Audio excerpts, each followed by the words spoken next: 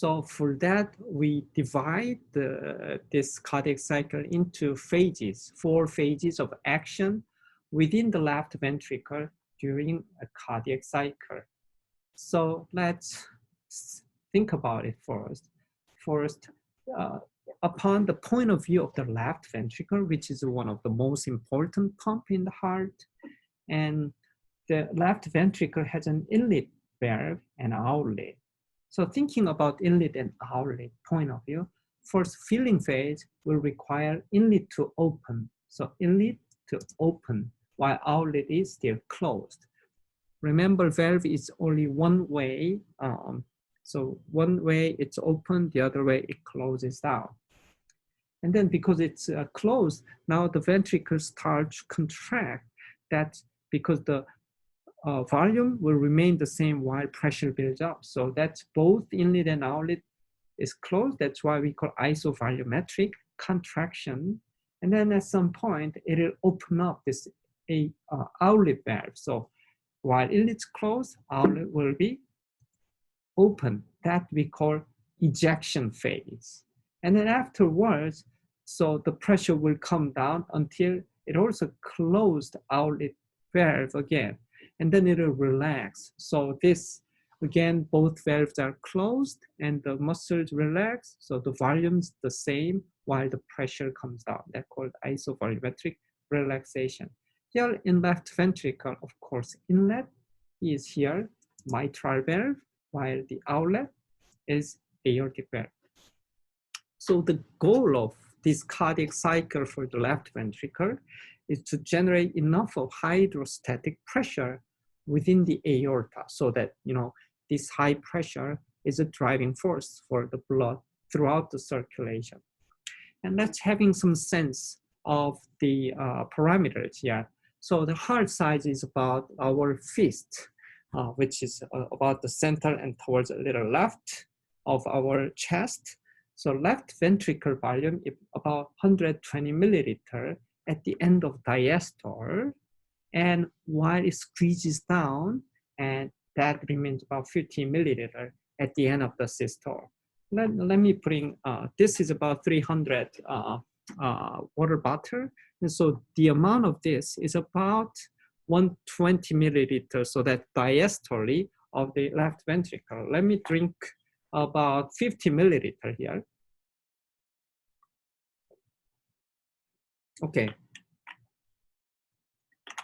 So after drinking 50 millimeter, then the changes of the volume here during one beat, we call it as a stroke volume. So that's 120 minus 50 is of course about 70 milliliter of, this is the volume of one stroke, the changes.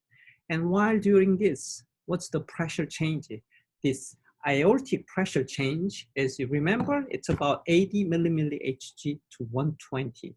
So that's 80 is about the end, the diastolic pressure prior to ejection, and the systolic pressure during ejection, it gives the highest pressure, just 120 millimilli Hg.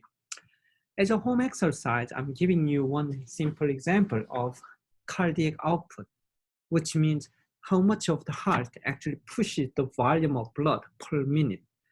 For a person who have heartbeats about 70 beats per minute, which is normal, with a stroke volume of 70 milliliter. So 70 milliliter per beat, let's say, and you multiply this and this, it's about 5 liters per minute. So that's a cardiac output.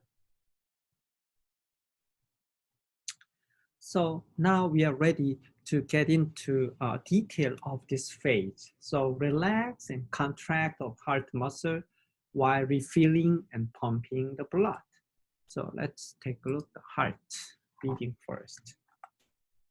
So this is pretty complicated, so we divide that into, let's start with filling ventricular filling. So you look at this from atrium into the ventricle, and that we call ventricular diastole because it's filling.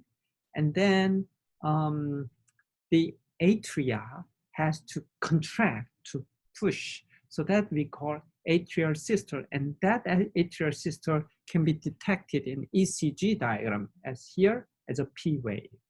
And then what happened? The atrial systole that fills into the ventricle, and then when the blood inside the ventricle, the pressure builds up, will close down this mitral valve and or atrioventricular valve.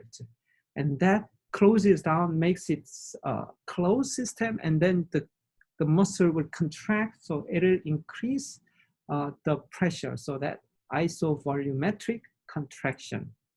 And then while it increased the pressure, at some point at the end, it will open up this aortic valve or pulmonary valve, which we call now ejecting the blood, so ventricular ejection. So this is the main part, main action of the heart. So that becomes the most highest in terms of electrical activity, and it shows to our ECG as a QRS complex. Once you eject, then it gives the pressure drop until it closes down this outlet valve, and now it will relax. So that's called isovolumetric relaxation. And hopefully this cycle goes, and while this atrial side, only this part is contracting, so that's atrial systole, while the other part is quite relaxed, so atrial diastole.